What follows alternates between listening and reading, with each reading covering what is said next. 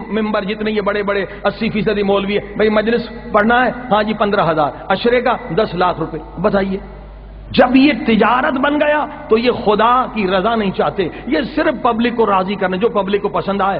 حتیٰ کہ ان کانوں نے، گنہگار کانوں نے، ایک مشہور ذاکر کو خود میں نے سنا امریکہ میں، ممبر پر بیٹھ کر انہوں نے فلمی گانا سنا۔ بتائیے ماتم کرنے کی جگہ ہے، بتائیے فلمی گانا۔ ایک بدبخت خود کو شیعہ عالم کہتا ہے، وہ جناب انہوں نے پورا گانا جو ہے وہ ممبر پر سنا۔ البتہ وہ ٹھیک ہے 9 ربیع الاول تھی، مگر ممبر کا کچھ تو احترام ہو۔ ممبر اس لیے کہ گانے سنائے جائیں، صلوات پہ آپ پر بھی واجب ہے۔ دیکھیں قرآن کی آیت ہے، یہودیوں پر عذاب آیا۔ کیوں عذاب آیا؟ امر بالمعروف نہ کرنے کی وجہ سے۔ اللہ نے کہا سنیچر کو مچھلیاں نہیں پکڑنا، ایک جو ہے مچھلی پکڑتے تھے، ان پہ بھی عذاب آیا۔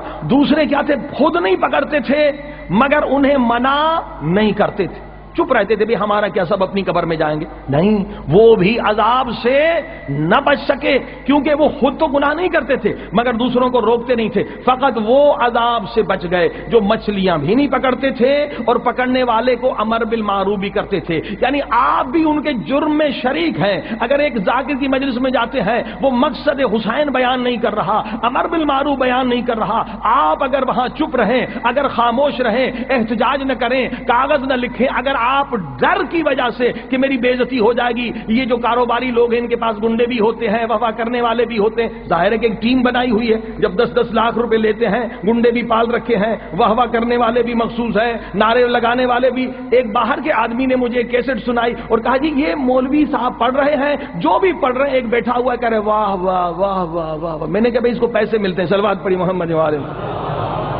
پوری مجلس سن ہی نہیں رہا ہے۔ مولوی صاحب مجلس پڑھیے کہ وہ ویگن ابھی نہیں آئی، ویگن آئے گی پھر مجلس پڑھوں گا، اس میں 20-25 لوگ ہیں، الگ الگ جگہ بٹھاتے ہیں، واہ واہ واہ کرنے والے، نعرے لگانے والے۔ یہ آج مولا حسین کے ساتھ ظلم ہو رہا ہے تو یہ امر بالمعروف کہاں کریں گے؟ صلوات پڑھی محمد والے محمد۔ آپ بھی مجرم ہیں عزیزان گرامی، اگر آپ ڈر رہے ہیں، ان کے گنڈوں سے ڈر رہے ہیں یا ان لوگوں سے ڈر رہے ہیں تو سنیے پروردگار کے پیارے نبی کی حدیث، سرکار حضرت محمد مصطفیٰ صلی اللہ علیہ وآلہ وسلم ارواحنا لہ الفدا فرماتے ہیں کہ جو لا الہ الا اللہ سچے دل سے کہے، دل سے بھی زبان سے بھی، وہ عذاب سے محفوظ ہے، فقط ایک شرط ہے۔ کہا وہ کیا؟ اصحاب کرام نے کہا اللہ کے رسول وہ کیا؟